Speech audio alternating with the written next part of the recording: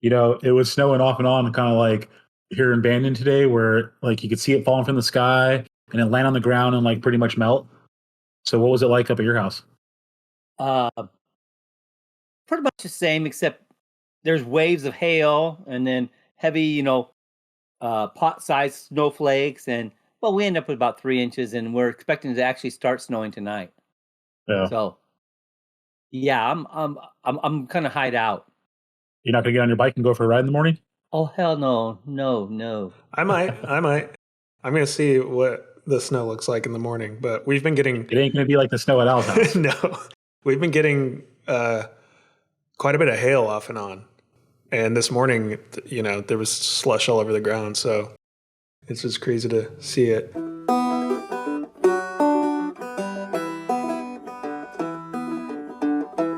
Pedal up that hill, it'll be worth the thrill if you got the power of will to bike and camp and chill. And bike and camp and chill. We're in the perfect ocean environment. So the rain comes in, whoosh, then stops, whoosh, like waves, right? And so does the hail. Hail, stop, hail, stop. I was like, I went into Bandon this morning, and the sun was out and the snow was melting when I got in the truck. But when I got to the top of the hill, it was hailing so hard I had to pull over and let it kind of stop so I can, stay on the road. All the sirens are going south for probably something like that. Somebody Wasn't driving. for me this time. No, it's been pretty wild, and you guys might have noticed my background has changed because I'm living on the southern coast now as well. Joining the party over here. I'm now in Coos Bay. Just moved a couple weeks ago from Eugene, and winter's hitting hard. It looks like we might get snow tonight. I just saw it coming down. I was getting a weather alert, winter weather alert, saying what elevation are you at your place again? I think I'm about 900 feet, but you have to go over 1,200 feet and then drop back down into where I'm at. Yeah. I think it said like 500 feet and above. Yeah, you might get like 10 inches of snow tonight. So like right now outside the shop, it's a little bit of flurries. I can see it just kind of camping. Yeah. Shit. I thought I left fucking where I was at to get away from this kind of crap. Wait a minute. I think it's kind of cool getting some snow here and there. And you wouldn't think that you'd be getting it out here on the coast, but I think that's what people need to realize is this coast, it's pretty mountainous. Well, yeah. And since I've lived here, it's been about one time a year for like a few day period where you kind of have it, a little bit of snow and stuff. And then it's just that. I'm just ready for winter to be done with. Yep, just completely be done with it. Let's get to spring, get to summer, get to having fun. Biting weather. One thing for listeners to take note of, this entire winter, we've still been planning rides and doing rides. And then every now and then we're like, okay, it's not looking too good, and we'll kind of cancel plans. But we still are trying to get out there and do stuff. And what do you think? 50-50? We've been kind of making it happen? Well, Pretty much. Yeah. We canceled this weekend. We had a bike packing trip planned this weekend, and we canceled it because of where it's at is definitely, snowed in where they're not plowing roads and stuff, right? So not going to happen. But, man, I'm just ready to be warm on a ride. It's tough to get out there and go start climbing or go start doing something first thing in the morning when you're freezing. So, but yep, we've been still doing it. And, The thing is, it's a day ride versus an overnight or a multi-day camping ride. Totally different. Yeah.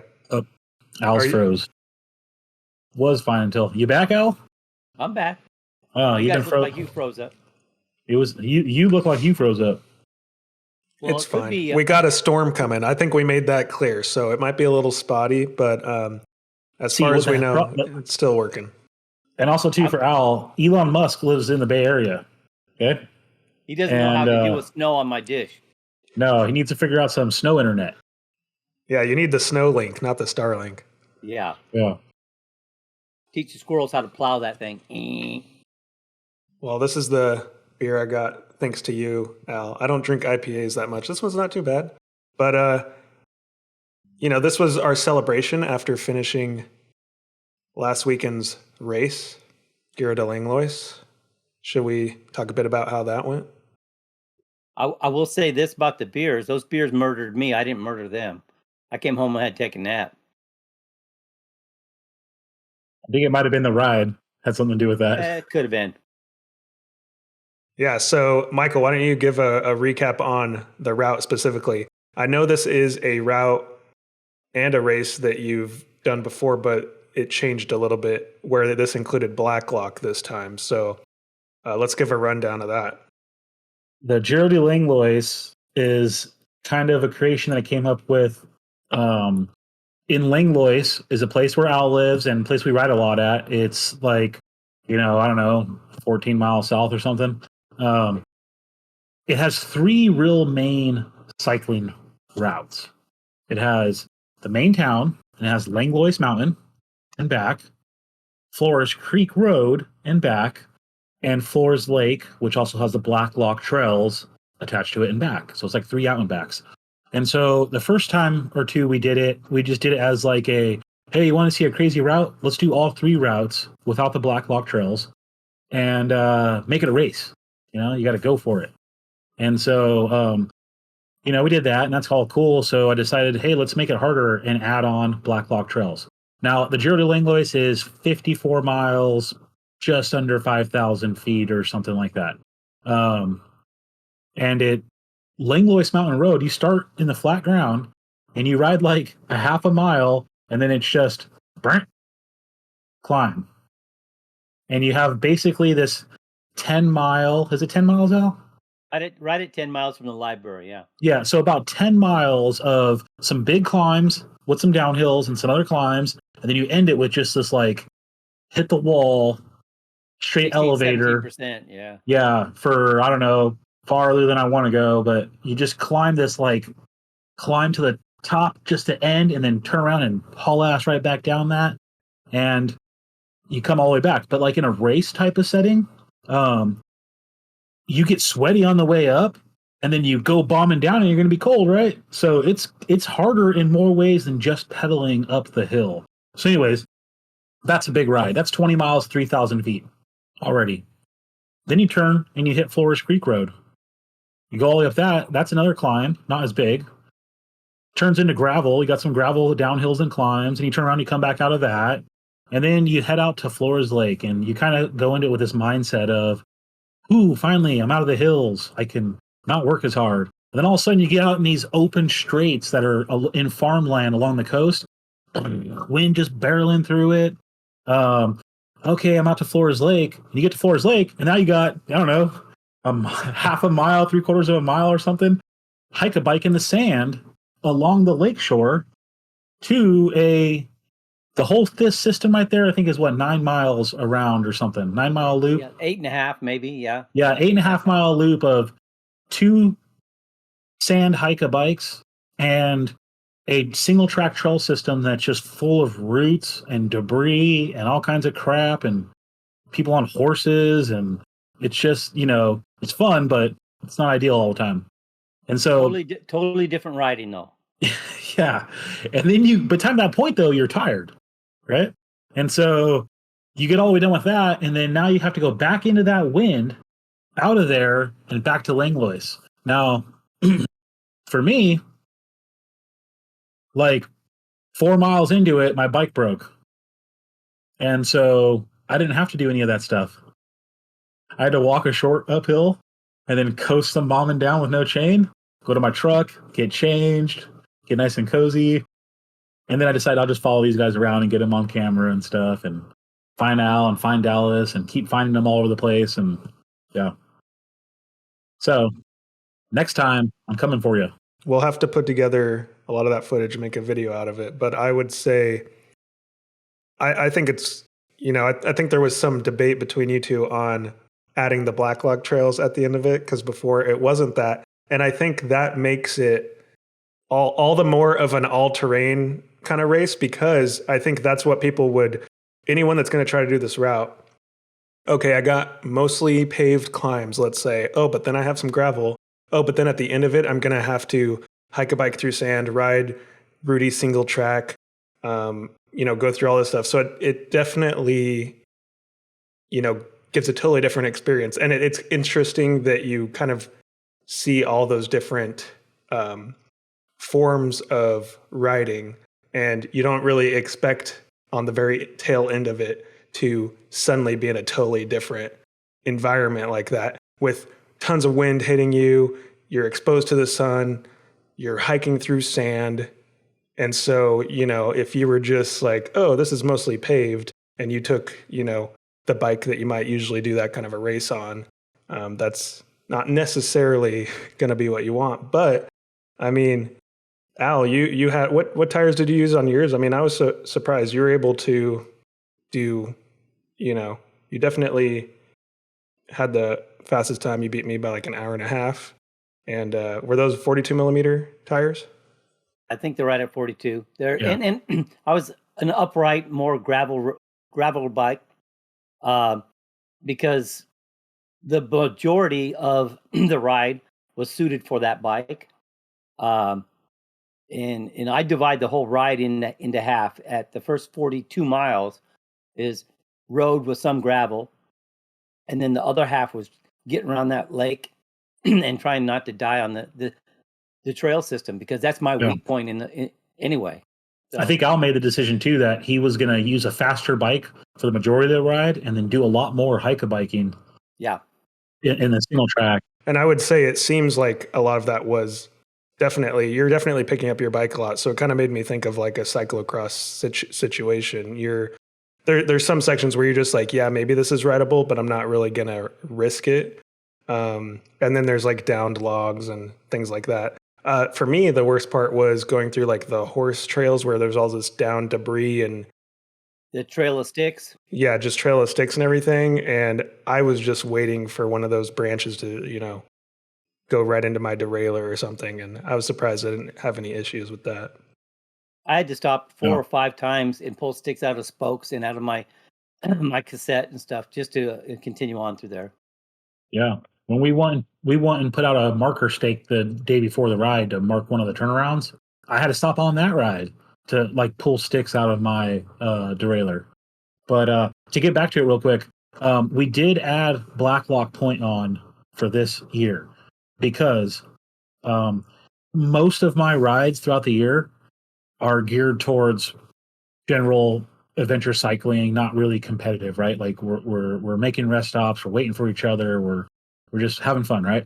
But I wanted to do something that was challenging, right? Other than just having fun, long, big ride challenges, but like a race type of thing. So we've done the Giro de Langlois, the old version of the Giro de Langlois, numerous times, and it's just not hard enough.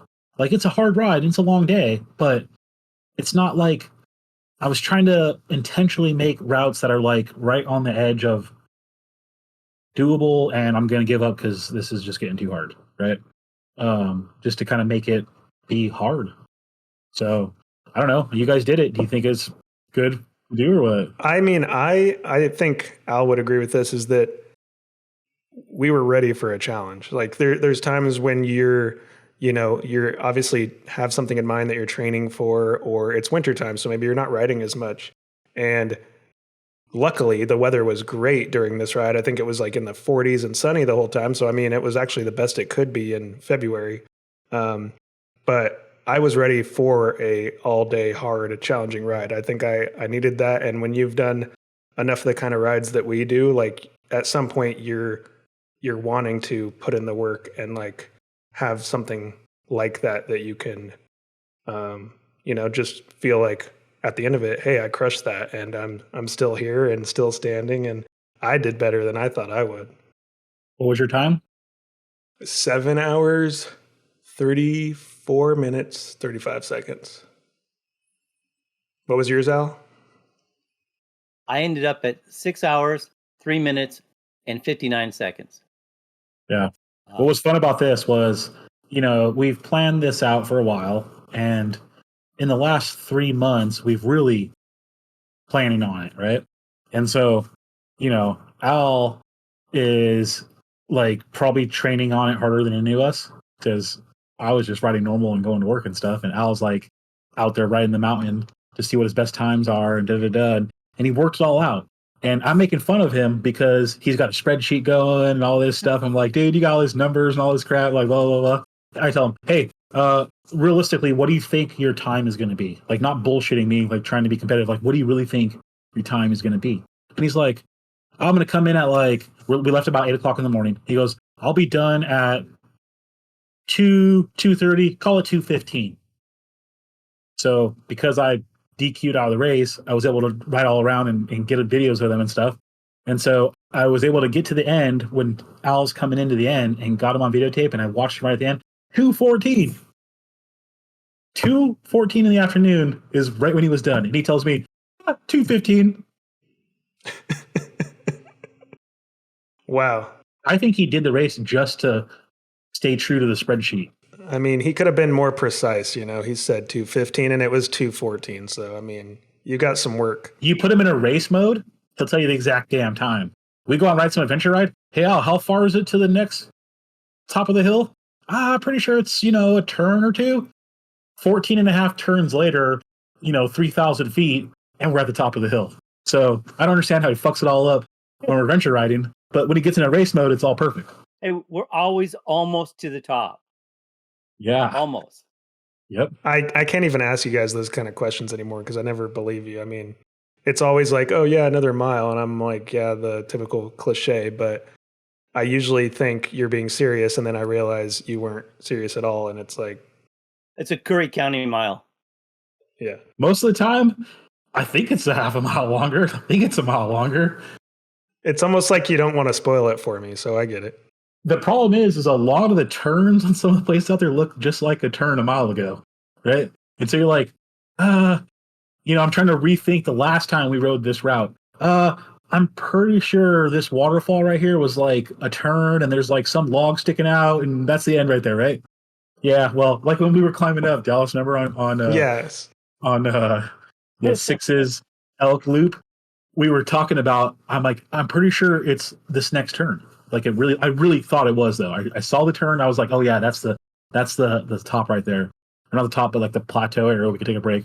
And no, it was a while.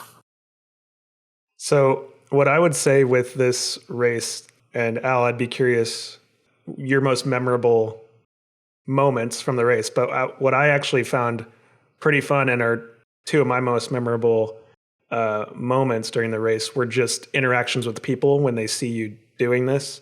And so I thought it was pretty cool when I was out on Langlois Mountain coming back, and I see this minivan up ahead, and I see these two little girls like sticking their head out waving at me. And at first I think they're like trying to like flag me down or like tell me something, because I wasn't expecting that. And then as I go by, they're like cheering me on, like, you got this. And then the dad's in the driver's seat, like, great work, dude. And he had like binoculars, like they were looking out at the viewpoint, but then they saw me, and they had probably just driven up this huge ass mountain road and realized I'm out there biking it. And so they were actually like, cheering me on. They didn't even have any idea I was even doing a race. They just saw me, No, they did. They did. It was a gray minivan with like a roof rack or something on top. I think so, like a dark gray, like an Odyssey or something. I talked to him actually. So yeah, I talked to him at one point, and they were.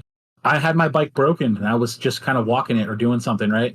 And they actually pulled over to ask if I needed help, and I said, "No, I'm fine. I'm going to coast down." And I kind of explained what was going on up here. So I was trying to tell them to watch out. There's other cyclists up here, right? And I told them what was going on, and yeah, they're probably like, "What the fuck? These guys are crazy." Yeah. Well, what was your second one? So my second one was when I was doing the Blacklog trails, and I came across these three ladies on horses, and again, just seeing their reaction, because I'm like biking through there, and it was the last thing they expected to see based on their reaction. And they're like, "Wait, where did you come from? Are you going back this way, or did you just start riding out from the other way?" And I kind of explained, "Oh, we're doing a race," and they were just like, wait, what? There's more of you doing this? And I just said, yeah, I'm probably the last one. They just thought it was crazy when I said how far we were going, what we were doing. Then they offered me some wine. Then we actually ran into them when we were at the market. So I thought that was hilarious. But just seeing these people's reactions where they see you doing something crazy like this, and all of the reactions were like, oh, hell yeah. Like, and kind of cheering you on, or like kind of definitely having a positive reaction, and kind of just surprised that you're doing it. But like, they all seem supportive. So I just thought that was cool to have those kind of interactions. And I think, you know, when you're out biking, doing stuff like that, you're going to have those kind of interactions. But when you're doing an all day thing, I think you're more likely to have, you know, multiple interactions throughout the day. So yeah, I thought that was just a fun thing to see along the way. What was Al's highlights? I was gonna say my two events was right at the turnaround point on Flores Creek. We cross a bridge, and when I got there, there's a couple guys driving around, fishing poles sticking out the back, looking like they're trying to figure out how to get down to the creek and fish. So I made the turnaround and came back, and they were getting out of the truck, and that's what I told them. As they're kind of looking at me like, you know, this bike's kind of a long way from home. And I said, hey, when you see other cyclists, tell them, they suck! And then I kept on going. And I bet they were laughing at me as I left, because I thought, you know, that gives them something to look for, cyclists out there. Yeah. I was trying to stir up hecklers. Yeah. Man, and imagine if they would have actually said that to me when I went by, if they just yelled, you suck at me. Like, I would have been so thrown off. Like, I had 2 good interactions and 1 really bad one. Yeah. Dallas is just like going to go in his head, like, why are these guys yelling at me? Like, what the fuck? What did I do? You know? And I went pretty darn hard on the road portion of it, because I knew that's where I was going to be strongest. And right as I entered the Blacklock trail system, I was behind of a family of 4 that were barely walking. And as I came up behind them, and finally somebody looked around and was like, oh, let's get out of your way. I said, no, you're doing fine. I said, you're giving me a good excuse to walk slow, because I'm so tired I can hardly move. So they eventually let me pass, and I had to get on the bike and ride it through there. But yeah, it was everybody I came to was, you know, I didn't startle them. The interaction, they were startled more just that there's somebody else out there versus, you know, somebody on a bike. I'm really surprised with your whole race mentality in this, that you didn't come up behind them like, hey, you know, cyclists coming up, or do something to like get their attention earlier. That was right in that real ruddy section. Yeah. That I didn't want to ride, because the last time I tried to ride it, I fell down a few times. So being off the bike, walking it then was not a bad idea. I'll give you my highlights of the ride, okay? Of you guys riding, I mean. So my 2 highlights for the ride is, I've been seeing you both I've been trying to go between you both throughout the ride. So you're both at different spots, and I've been seeing you both. Most of the time, the first initial times I'm seeing Dallas, he's looking like he's hurt, right? I mean, he's going, and he's not looking like he's going to give up, but you could tell he's working, right? When I see Al, he's just like it's a fucking Sunday morning cruise, but he's hauling ass. I'm like, okay, this guy, right? I did not expect anything different from that. But now here's the highlights. I expected to see Dallas coming into Flores. I was waiting at Flores Lake to see Dallas coming in and Al coming out. I expected to see Dallas in mode like, fuck this shit. Right? And I expected to see Al in, you know, like, hurrah, I'm the champion of the cycling world, you know? But Dallas's mode was different by the time he got to Flores Lake, and he was actually excited to go out through the lake and the trails. It was like, fuck yeah, I've been waiting to get right here. This is the best part for me. This is like my highlight, right? Which is great. That's my first highlight. Second highlight is Al goes in race mode all day long. I don't even have time to talk for the camera. Dallas is taking breaks and talking to girls on horses and drinking wine and, you know, doing all this stuff. And Al's just like, yeah, fuck that shit. I got to ride, you know? He goes for it. So when Al comes out of Flores Lake, he looks whooped. He looks beat down. He's definitely not in an attitude of like, you know, I want to ride this bike anymore. He's just like, fuck, man. Like, 4 more fucking miles and I am done with this shit. And it was great. I was glad to see Al hurting a little bit, and I was glad to see Dallas not hurting a little bit. I watched Dallas come across that bridge, I'm like, I know I did not look that good. He was grinning. Yeah. He was like, yeah, ooh. And I was like, Dallas decided that you might as well make it fun or else it's going to be torture, you know? I mean, the Blacklock trails, it's funny because in my mind I kept thinking, oh, by the time I get there, I'm going to be exhausted and it's going to be the worst part. But then I was like, wait, what am I talking about? I'm just now about to hit the mountain bike trails. Fuck yeah. This is going to be fun, you know? Like, Blacklock trails are it's a pretty awesome place to be able to even, the fact that you can take your bike out there is awesome. And you can get to some cool views when you get out to the actual Blacklock Point view on the coastline. Like, it's definitely a cool spot. And there's sections where, yeah, you got to hike a bike and carry it over some downed logs. And then there's other sections where you can straight up kind of, bomb downhill and stuff like that, as long as you're watching out for hikers and stuff. It's not mountain bike trails. Don't let people think that. It's literally just some single track and double track kind of trail system along the coast. But here's the thing. It's free. No one's ever there. And tell me where else. Hike out to Blacklock Point and like look south to the lighthouse at Cape Blanco, or look north to all the cliffs along Flores Lake and stuff. Where else can you see something like that where nobody's there and it's free? Yeah, and I just think of them as mountain bike trails because I'm riding my mountain bike on them. But I guess you would call them just multi-use trails. Yeah, multi-use trails, exactly. People hike them. People horseback on them. People ride bikes. Part of the trail system there, part of the trails is part of the Oregon Coast beach route. People that hike the beach, the length of Oregon, they actually have to go up into Blacklock to get around Blacklock Point. And so hikers will actually camp out in it. It's a pretty cool spot. I really like it.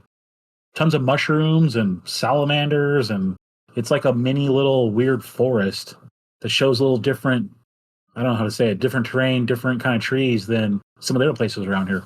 Yeah, ecosystem. Yeah.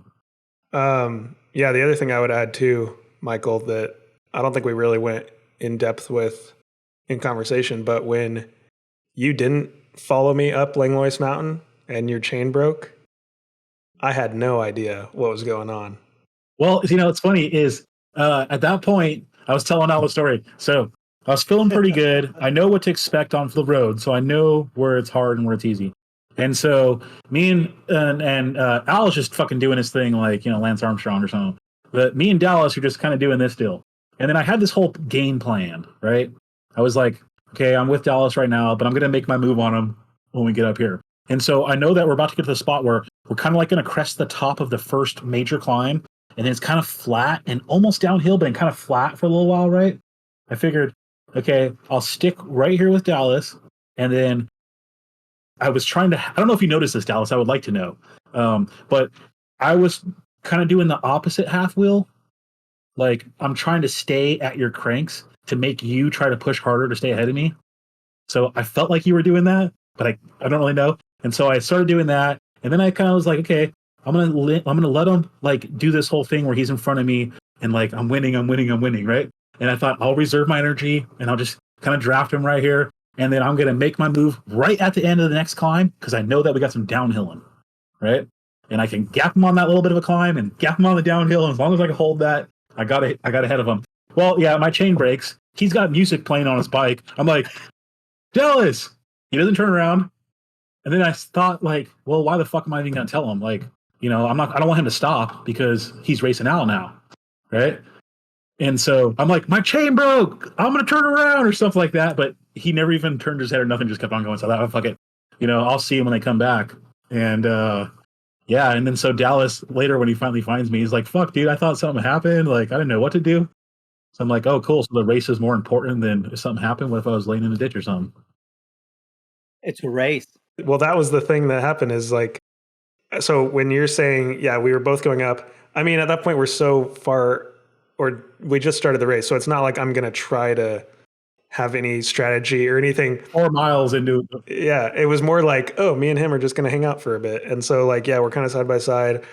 I did notice you were kind of going back a bit and I'm going forward, but it was like, I'm not really I was just trying to stay at your pace kind of thing. But then at some point I was like, okay, I think I'm climbing a bit faster than him. So I'll see him probably on the downhill, like you said. And then it was like, okay, maybe I climbed that pretty fast, and maybe I went a bit faster on the downhill. And then I was kind of going actually slower on the downhill than normal just because it seemed kind of icy and slick. It was cold over when you dropped back down. But by the time I got way out to the end, and then I'm just like, oh, and then I saw, Al coming back down.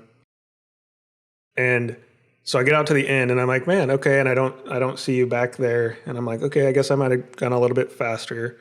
But then I started to worry when I turn around and start mobbing down. And I'm just like, okay, at this point I would see Michael. And I just kept thinking that. And then I'm just like, okay, something's definitely wrong. At this point I would see Michael, And it wasn't until I finally see your truck coming up the mountain, I'm like, okay, I think that's his truck. First off, I'm like, yeah, maybe his chain broke or something. But then I'm thinking like, all sorts of things. It's like, you got cars coming down here. You don't want to get hit by a car. You could have hit some of that icy stuff going downhill. I don't even know, but I'm just like thinking, okay, we have no service. I'm way out here. I'm not going to know what happened until I get down this thing. And then luckily I saw you, but it's just crazy because it's like, all I have is time to just think about this now, right?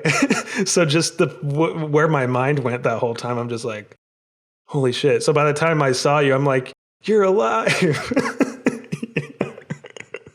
My experience was I made it to the top of that last climb, turned around expecting to see you guys on the descent. I'm bombing down that thing, trying to keep on the road. And I come around the corner and I see your light. And then see you. And as it went by, I thought, wait a minute, where was Mike? I'm so tired, I didn't even see. So I blew by and I thought, man. So I rode from that point on to where I actually saw him, thinking, wow, I must have been a way over exertion there because I didn't see him. He didn't say hi, he didn't nothing. I was like, wow. And then all of a sudden I see him way down at the top of the hill. And it was like, what the hell are you doing here? He's like, oh, chain broke. That's all I could say because I had my head down when I was cranking. He's all, fuck.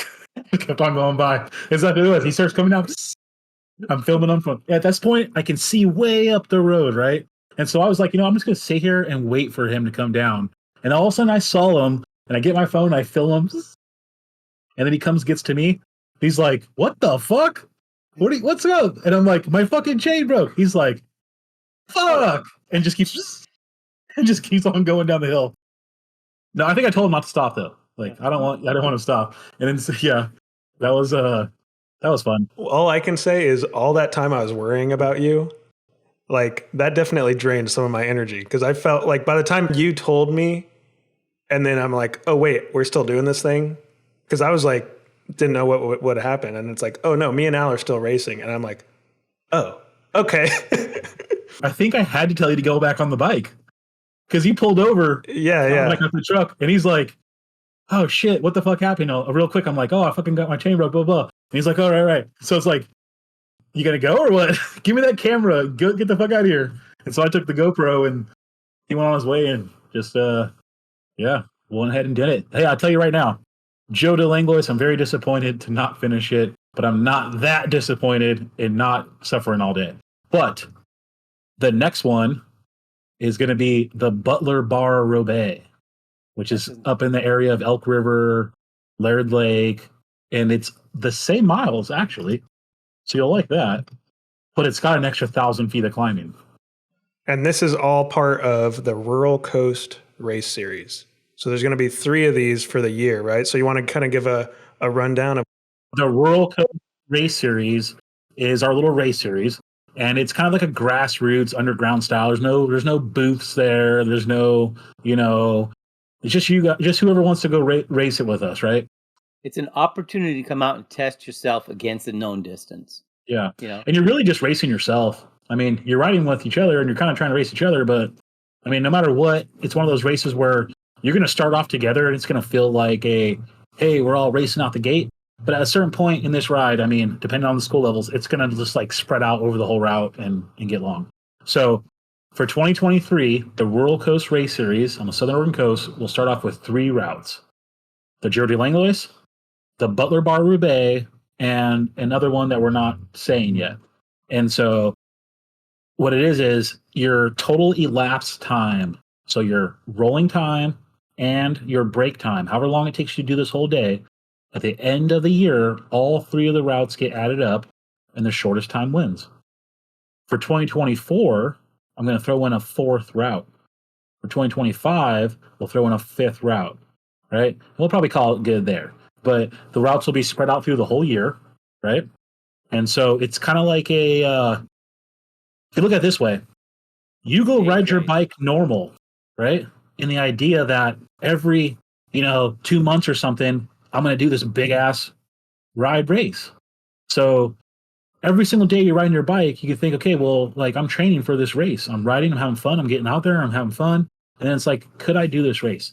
Now, could I finish it? Now we have very loose rules. So I'm sure someday we'll get one of those guys that, cheats it, There's no tire wheel regulations. Me and Dallas were both on mountain bike tires. Al took a gravel bike, probably why he won. But and also that I had a bike issue. Well, and I was taking pictures the whole time, so. And Dallas was drinking wine with horse girls. So, we don't talk about it, but I'm just saying there is reasons why someone could win with such a huge gap versus someone else, right? Okay. So come out, join the races, just have fun, and see if you can do it. I mean, self-supported. You got to carry your own stuff. You got to deal with your own stuff. And we make all the routes on Ride with GPS, so you can download the route beforehand and study it beforehand. And yeah, just for fun. And so most of my rides are geared towards everybody can come. This particular series of rides is geared towards people that want to go out and suffer all day. The way that I think about it is I made it way easier for myself next time to beat my record. But Al, on the other hand, is going to have a hell of a time beating his record. Yeah. Yeah. I don't know if it's doable. I'm getting old. So we were talking about this. Al just no route that we've made really. I mean, I could tell when he's like really tired, when it's been a long day. But I mean, I always ask him. He knows I ask him this. Al, you think you can put another 1,000 feet in? You think you can make? He's like, well, fuck, if I had to, yeah, but I would bitch and complain the whole time. Blah blah blah. So we got a ride coming up, and the whole world needs to show up to this ride. I want people lining the whole course, right? Because at some point we need cameras on Al when he gives up. But it's going to be called "Kill the Goat." Al's the goat. His saying is getting older and tougher. The goat. And so my route is going to be kill the goat, and it's going to be scientifically designed to make Al cry sometime out there. I want him on the side of the road giving up. And I told him, I said, this is going to be a route I'm going to give you. I don't want to hear nothing else about it. You can go ahead and look at it and don't do it. And I know you, so if you do that, it's going to haunt you. You're going to think about it forever. But if you go do it, I either want to see a Strava or Ride with GPS thing sent to me showing me that you did it, or I want a video sent to me of you giving up. I want Al quitting on video. It ain't going to happen. He's going to die before he quits on video. Al, the question I have for you, you think you could ever do, so think about how you felt at the end of the Giro de Langlois. You think you could ever yo-yo that thing? Probably not. That's a long ways. Yeah. Do you think you can? Here's what I was asking him at the end. For $1 million. Oh, $1 million. I could probably be convinced to try, but okay. I would have to definitely start a lot slower. Yeah. No time limit. He has 3 weeks to do it. Here's what I was saying to him. Because Al, when I'm trying to interview him right when he's done with the bike, he's like, yeah, kind of feeling like I need to just not move because I'm going to cramp. I was thinking, what if you had to do the whole race and then at the finish line, you had to do one round of the game Twister? Remember with the colors and you have to spin it and like put your legs and your arms in weird spots? God.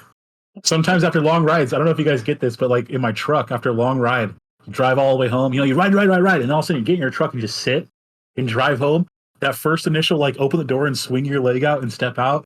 That's one of those ones you got to be careful with sometimes. Yeah, you got to play Twister and no electrolytes allowed. Yeah. Oh, man. No pickle juice, no nothing like that. Just get off the bike and do it. There's going to be some guys that are watching this are like, yeah, I'm a stud guy, and these guys suck. I can shotgun a beer in 5 seconds. Yeah.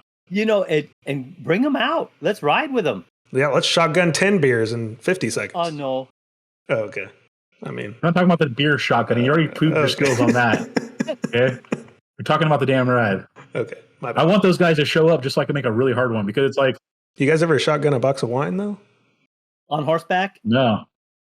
What's funny is like we ran into those girls in the store after. They're like, "Wait, you're the guy that was on the bike."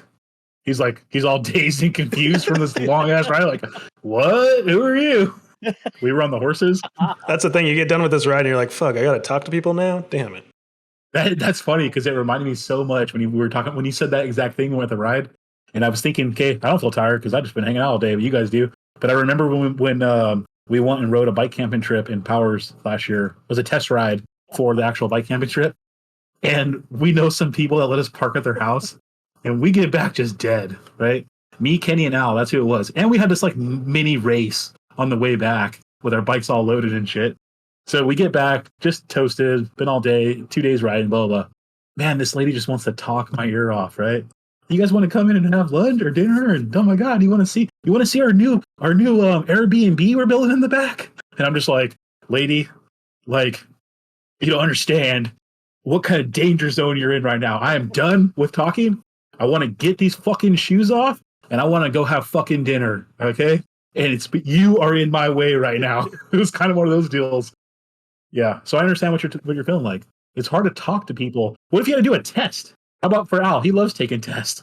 What if you had to take a hardcore test right after doing one of these rides?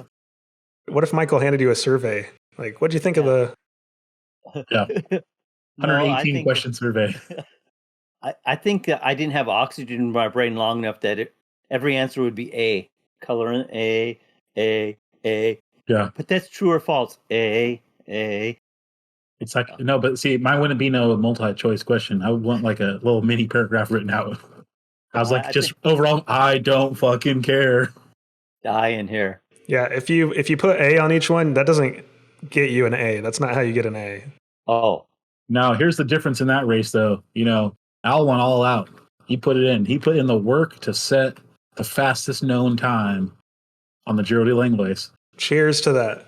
Yeah, congratulations, Al. Well, the next day, me and Dallas went for a bike ride in Coos Bay, and we're climbing hills and shit too. My recovery ride was on the couch. I called that a Taco Bell recovery ride. So yeah, it was. It was worth it. Since we're talking about the Southern Oregon coast, let's talk about this. They got a brand new Taco Bell in Coos Bay, right? They just built this new Taco Bell. So me and Dallas rode our bikes over to it to get Taco Bell for lunch. The new way in Taco Bell, I'm pretty sure from what I've observed, is you would normally walk into Taco Bell and go to like a register area and some lady or some guy's there and they're like, hey, welcome to Taco Bell. Okay, they don't want to do that no more. They want you to go to these little screens that like you order your own menu. So like young people walk in. Luckily, when me and Dallas walked in, there was a couple people in line. So it just kind of continued that way. But when we're eating, some young people walk in and they go right up to the little machine, order their meal, sit down. These old people are like standing around like, where the hell's the person at? To the point where they had to finally ask somebody like, hey, can you come take our order? Or like, oh, wait, you want us to physically take your order? Like, that's weird. The machine's right there. Yeah, weren't they like standing right in front of them? They didn't even realize there was like a screen right there. Yeah, they were just standing like waiting for the person to come, not realizing the screens are behind them. Yeah.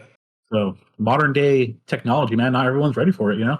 Soon you're going to walk into a Taco Bell and there's going to be no one in there and you're just going to be like robots making tacos. You have to speak to the open air like, I'd like a 7-layer burrito, and it'll just like drop from the ceiling.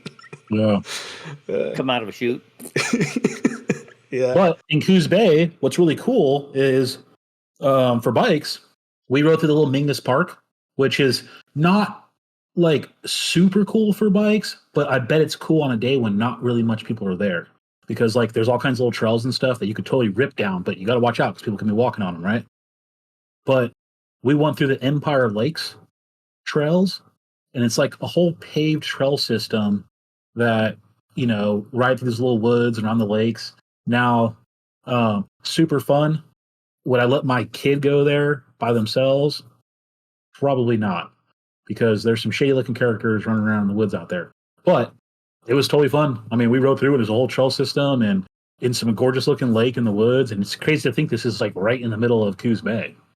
Yeah, it's, you know, just moving here, I'll have to kind of explore more. I like that Coos Bay is at least central to going out and exploring a lot of these parts of the Southern Oregon coast. So I'll be excited to, see more of it. We'll have to send you up into Allegheny and kind of like the other way into Elliott, Oh yeah.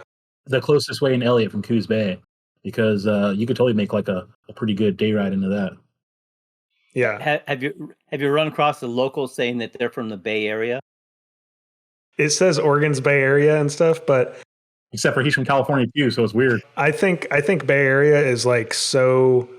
I think almost everyone assumes you mean the California Bay Area when you say Bay Area, because I know I've gone around Oregon and I'll say that I moved from the Bay Area 5 years ago or whatever. He's like, I moved from the Bay Area to Coos Bay, and they're like, sick. No, no, like when I lived in Eugene, I would tell people I moved from the Bay Area, and I don't think any of them thought I meant Coos Bay, But everybody in Coos Bay thinks But in that. Coos Bay, if you say Bay Area, that's what I've noticed. Like When I first found out about the Bay Area, when I first moved here, and I heard Bay Area, I think I have the same thing. I just assumed like the San Francisco Bay Area, right?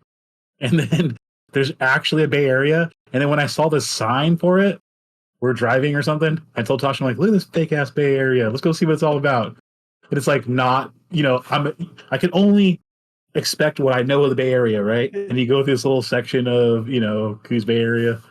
So it's kind of funny. I'm getting kind of used to it, but to put it into perspective, Coos Bay is like 16,000 population, and then right adjacent to it is North Bend. I mean, they're technically two separate townships, and I think North Bend is 10,000 people. So you have like nearly 30,000 people in this little Bay Area, right? And so it's the biggest, most populated town on the Oregon coast. So that's kind of crazy to think how rural it actually is. so us down here, so we're south of that. I'm in Bandon, Al's in Langlois. All of everyone else that doesn't live in Coos Bay uses Coos Bay because it's the major city. It's the place where the doctor's offices are at. It's the place where more stores and food and bigger grocery stores and all that kind of stuff is at. So it is kind of a like a hub, right? And they have the big shipping stuff going on there, the wood mills and all that kind of stuff. But I was really excited when Dallas moved there because I haven't really had the opportunity to ride a lot in Coos Bay. So it's fun to now have Dallas there that's exploring it and can tell us like, hey, I found this something cool. And also have a place that we can go to and be like, hey, let's go ride here, And it's fun because riding in Bandon, what's Bandon now, like 3,000 people or something? 5,000 people? 36, 38. Yeah. So it feels like a small town, especially to me who came from the Bay Area in California. But so when I go to Coos Bay, it was fun because we got to go ride in this kind of city vibe, see the streets and the cars and, and have more infrastructure. So I had a good time. When you ride in Bandon, you're riding in a neighborhood. It's just one neighborhood. Yeah.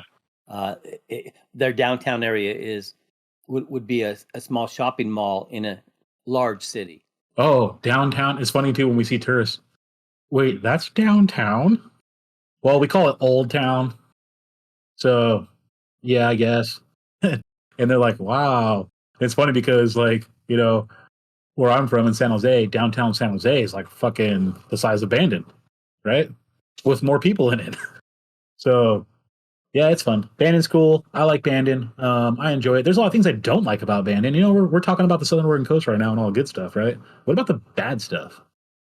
What did you not expect when you moved to the coast? So for being someone that's only been here for like a week or two, or a couple weeks. The thing I would say right now is, one thing I was going to say with Coos Bay is that you're actually a little bit more inland. I mean, you're next to like the bayfront, the bay. But if you're actually wanting to go to the beach and see the ocean, you're actually, a 20-minute drive from going to like Charleston or some of that. And then in Bandon, you're kind of right next to it.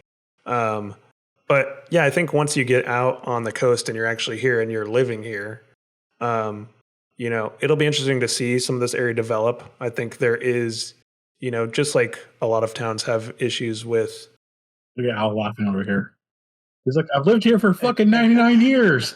Langlois is the same fucking town it was when I was born here. Well, I mean, in the 60s. I'll wait for it to. I'm in Coos Bay, so I mean, I'm literally, out my window, I can see the Bayfront Plaza that's being developed. Like I'm in an area where it's being actively developed because it's literally central to the biggest, most populated town on the coast. We were just talking about earlier today, and I think Al would agree with this. With that whole new riverfront thing going in down there, don't you think that will spark more development because it's gonna modern and revitalize, new? Yeah. Yeah. It's taken all those old docks and mill areas, and it's that have died over time because the lumber industry has definitely changed, and it's actually putting more services right there in that area, easily accessible. So Starbucks. It's urban renewal on the Oregon scale. Yeah. Yeah. When you're asking me, yes, there's a spectrum between like, oh, there's all these great things as far as, when people think of the Oregon coast and Oregon in general, there's tons of scenic things and places to adventure. And that's why I moved here. That's why we love exploring out here. And not necessarily that it's a bad thing, but me and my wife were just talking about this, that you see all this glamorization on whether it's TV, social media of living off the grid or living in tiny homes or that kind of thing. And, I'm not going to live in the middle of nowhere with no amenities. I'm not going to live in a tiny little house. So now we're living in a small house on this rural coastline where, yeah, we have less things, but hey, I can walk down the street and go to a brewery, or I can find the bare necessities. But again, I'm not living like literally in the middle of nowhere off the grid. So I think you have to be a little bit more independent and you don't have as many of the things. But hey, if you were glamorizing all this off the grid independent living, like right now it's like, okay, we get a little bit more of a balance where we're going to be seeing how it is to live a little bit more in that direction, Yeah. Like not being in Eugene where you can have every restaurant, every store within like, I could just drive to it right now because I need to go get it, right? And now you get kind of used to the fact that like in Coos Bay or Bandon, like we're in a rural community, but even in our rural community has less in the stores and the restaurants than a lot of other stuff has, right?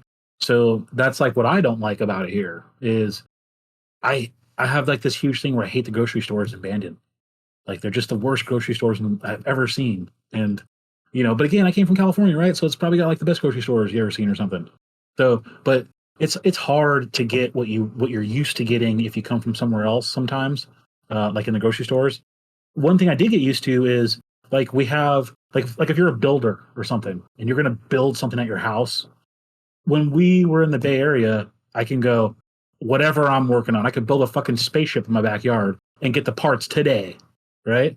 Well, you get kind of used to like, well, it's not as important as I thought it was to get this thing done right now because I have to wait for the wood to show up or something, right? And so you kind of get this idea of like it's not everything wasn't as emergency as I thought it was. So that's kind of different. I'm going to say the availability of services like that really defines a rural area in general. So the material, for example, is almost anything's available next Thursday.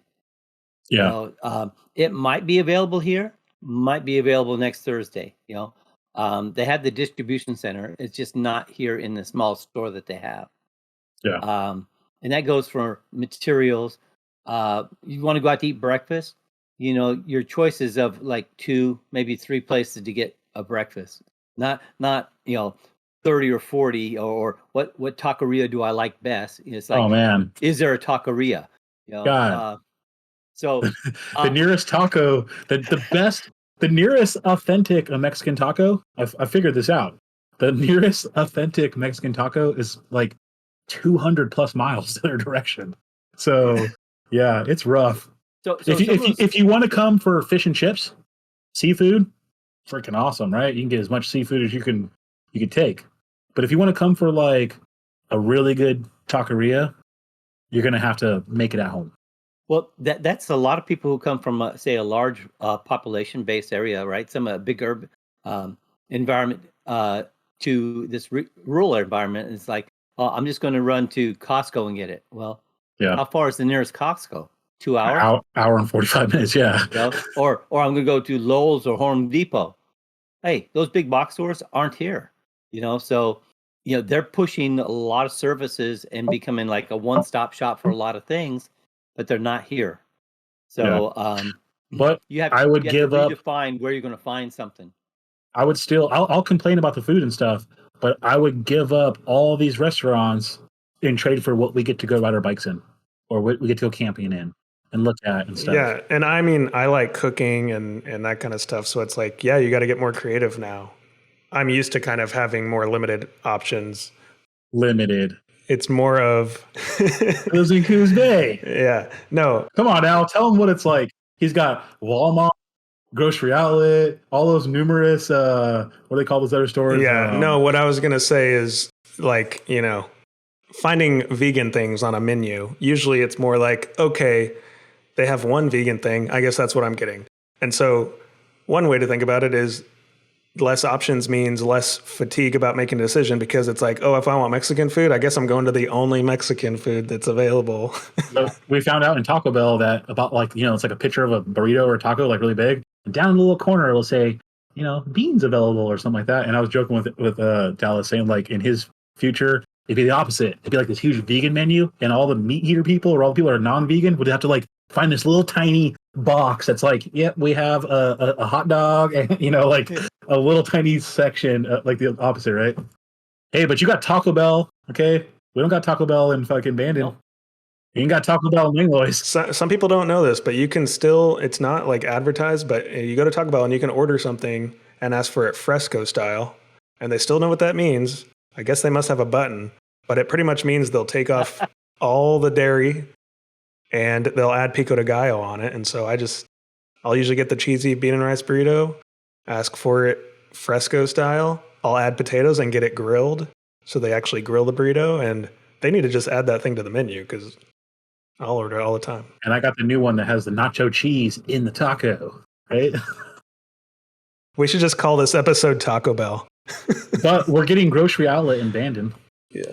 At least that's what I've heard for the last 3 years. I mean, I think there's people that hate on grocery outlet, but I kind of like that. For one, things rotate there. So it's almost like every time you go there, there's different things.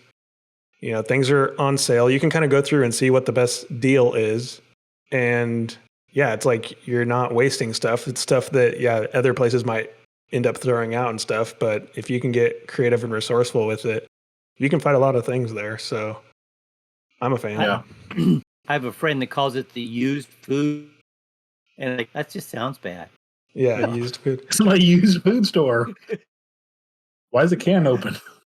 It's one of those. He has a terrible name for it, but he still shops there. Okay. Yeah. So Yeah. I mean, I've been to some of those places where it's like, yeah, this all fell off the truck. Like all the cereal boxes are all dented up, and Yeah. they're just reselling. Better than McKay's. Yeah. McKay's in Bandon sucks. I hope somebody in McKay's and Bandon's watching this. Not really. They're great. I love Bandon. Some days are harder than others, though. So we were going to call this episode the Southern Oregon Coast. I think we have a lot that we could talk about in an episode like that. There's a lot of things around here. We didn't even talk about the Whiskey Run trails yet or anything like that. I think we'll save something like that later on down the road. I think this episode, we talked a lot about the Giro de Langlois and the Rural Coast Race Series. So I think that's kind of a highlight here. We'll keep this one a little bit shorter. But Michael, I wanted to end on, we have this whole year ahead of us, and we're just now hopefully getting done with winter. We're ready for spring and summer. We're ready for the sun to come out. One thing that's nice is out here on the Southern Oregon coast, when summer comes, the sun does come out a lot. And so what are the bike events looking like? I know we have, plans. Again, you can go to bikebandon.com. We're going to be putting more information about upcoming events. I have made a whole list of events for the whole year. Now, we have made some dates. Now, we're not putting all the dates out the whole year, because we need to make sure that we don't have to move everything around and accommodate other bike events and weather and stuff. So about every month or two, we'll be putting out the dates on stuff. Now, it's wintertime, so we're kind of falling behind on that, but hey, it's wintertime out here.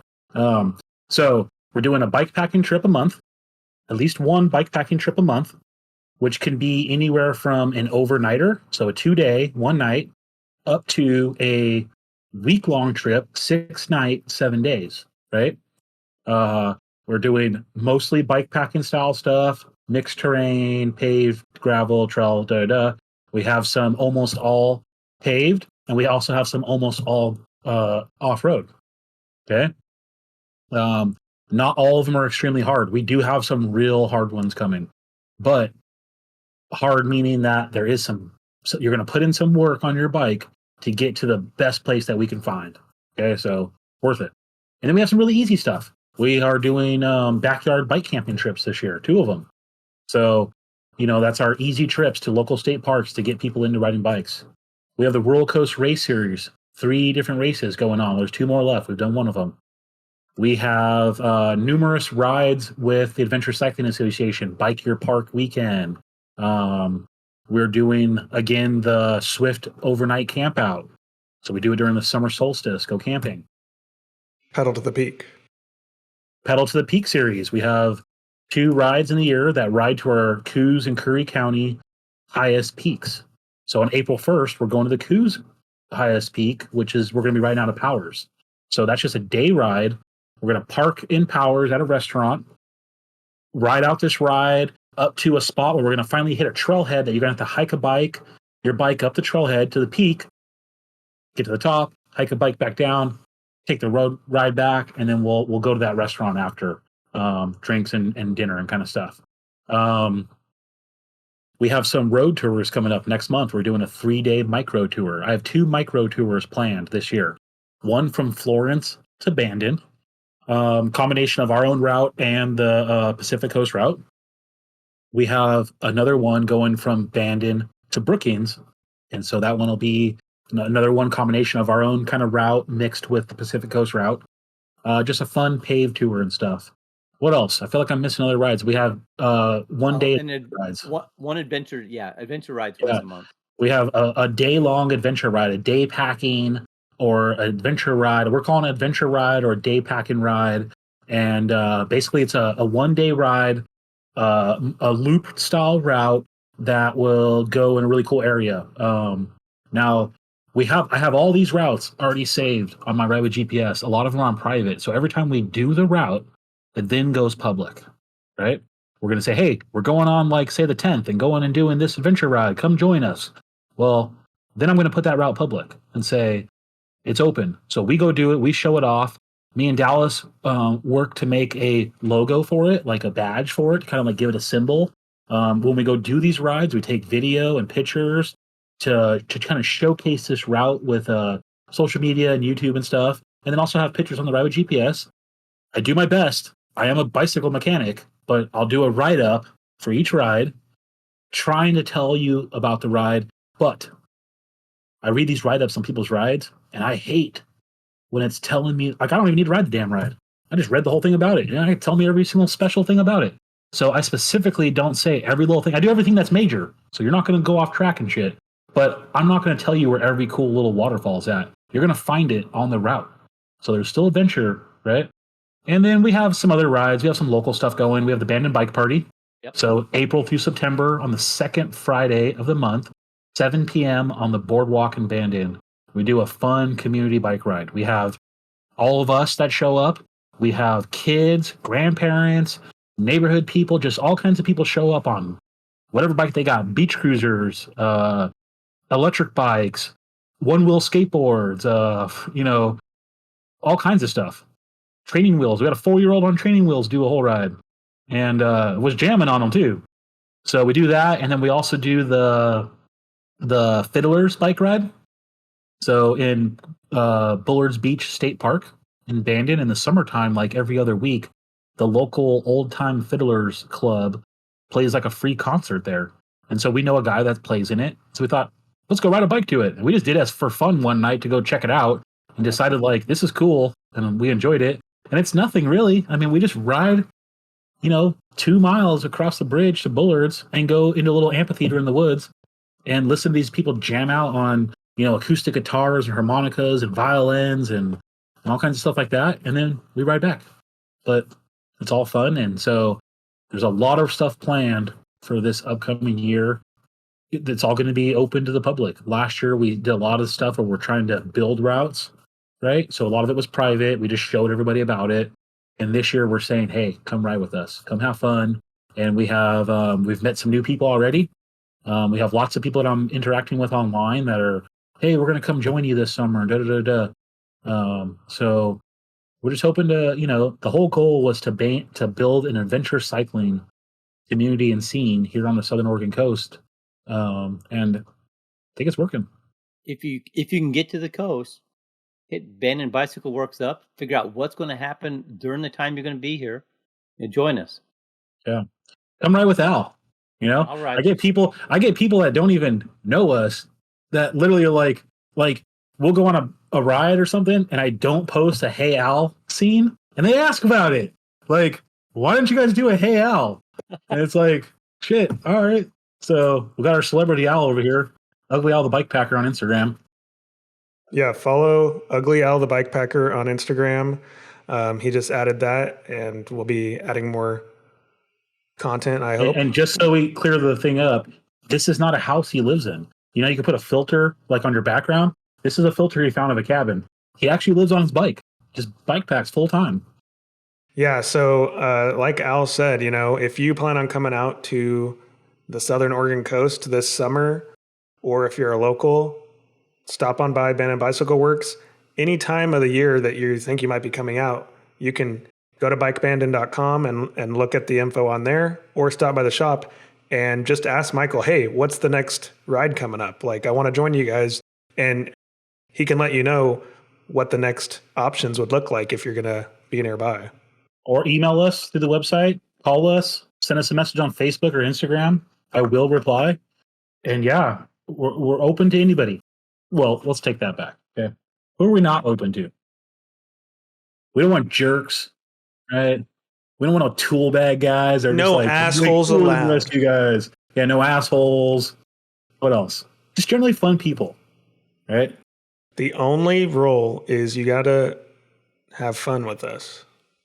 Yeah. Yep. And just You got to be fun smile. and- You have to smile the entire time. Well, we're pretty laid back and chill. Like I think Unless people we're racing, sometimes. then there's no smiling. Yeah, Al's ruthless. He was doing something to my bike before the ride. I thought he was just helping me out by getting out of the truck. And then That was my favorite quote from the when you guys were asking me about. Oh, it was when we were about to head out on the race, and I said, I'm gonna have fun until I don't. I'm Yeah. not. Yeah. Al's like, I'm here to fucking win. Al is like, so Dallas, he, you know, he's like, I'm just gonna have fun and be a nice guy to everybody, right? Al's like when you watch like the UFC match and they put the two guys next to each other and one guy's like real calm and collected, the other guy's just like getting held back and like trying to fight and shit. That's Al. He told us, he warned us, he said, don't make a race. Don't put don't put the word race in there. It screws Yeah. me up. He's like, we were friends before all this, and now. He said the only thing worse you can do is give him a number. You give him a number? Oh God. Take it to the max. Let me pull this up. So we actually got a comment sent in through on our last starter pack, the Bags and Racks one. So on our starter pack for Bags and Racks, we got a comment through Spotify. So this one's for Mike. There is an adapter now to transfer fuel from one canister to another called Flip Fuel.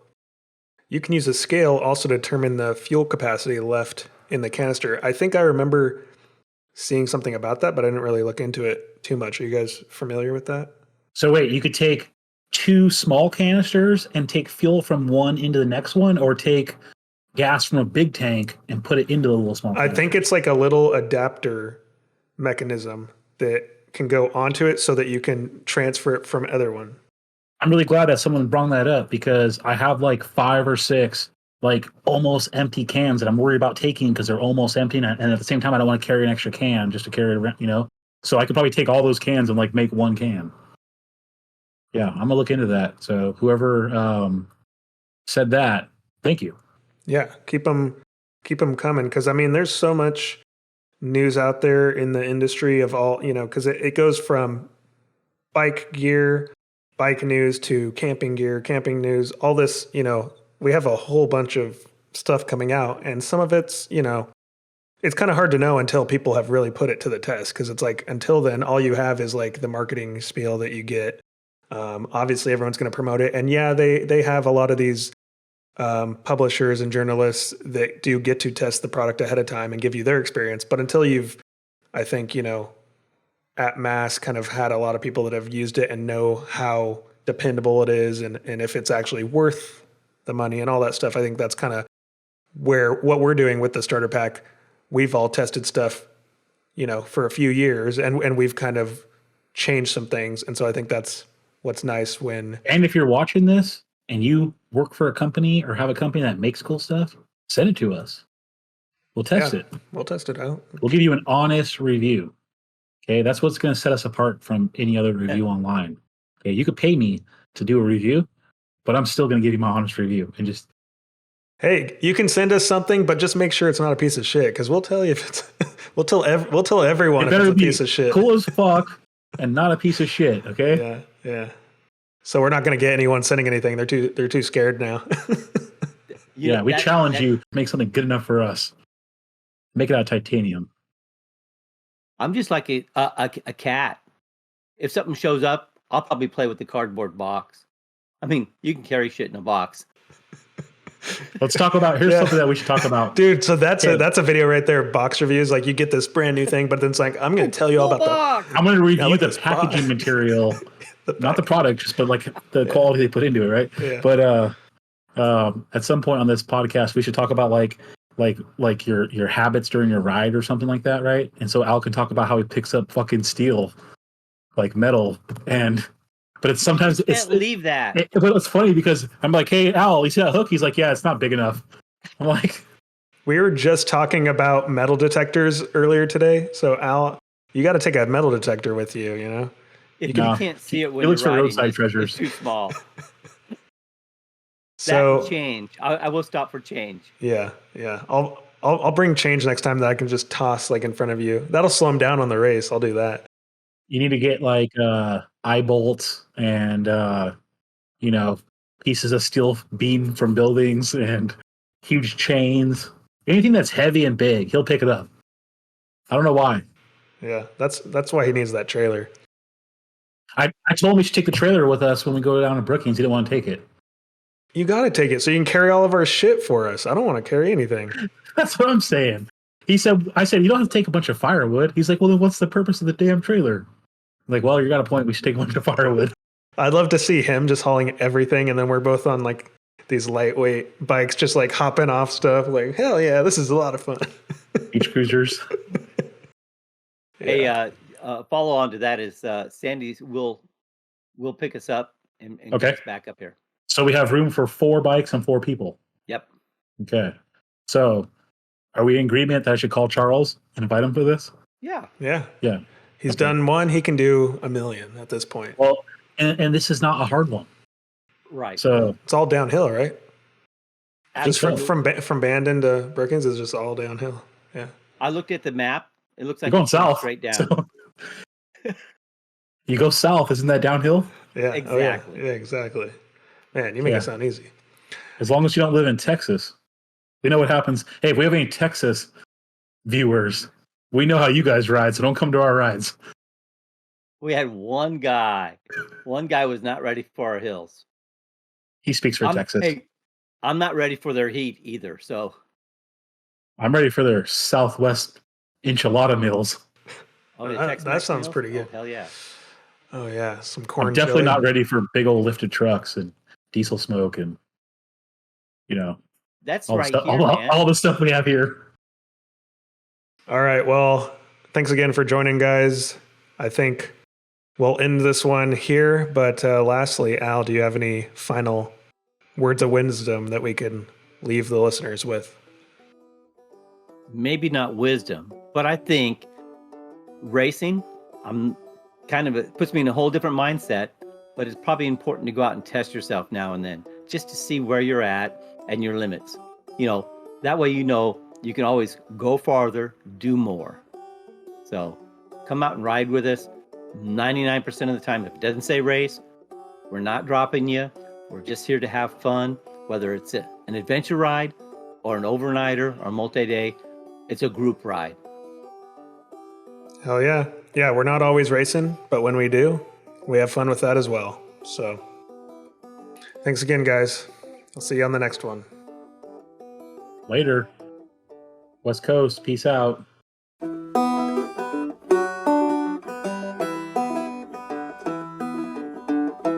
Pedal up that hill.